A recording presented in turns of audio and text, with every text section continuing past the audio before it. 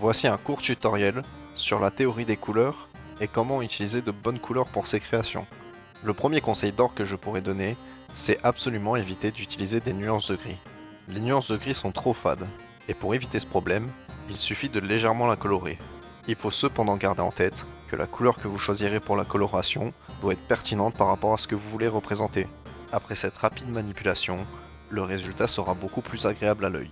Constatez le résultat par vous-même avec ces deux images similaires, dont l'exemple d'en haut a été réalisé avec majoritairement des nuances de gris, et l'image d'en bas que vous avez l'habitude de voir, qui a été colorisée légèrement à partir de ce gris.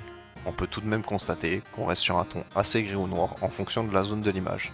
Pour réaliser cette manipulation assez facilement, je vous conseille de travailler sur un espace TSL ou HSL selon le langage de votre éditeur. Il vous suffira alors de sélectionner une teinte dans la jauge du haut et ensuite de jouer sur la saturation et la luminosité pour obtenir le résultat désiré, comme il est montré sur la vidéo que vous voyez apparaître à l'écran. Notez aussi qu'il faudra très peu de saturation pour conserver l'aspect grisé de votre nuance, et que niveau luminosité, cela dépendra de si vous voulez une teinte sombre ou une teinte claire. Voilà pour ce court tutoriel. J'espère que je vous aurai appris quelque chose, ou même que cela vous aura été utile. Si ça a été le cas, n'hésitez pas à liker et à commenter cette vidéo, ainsi qu'à vous abonner.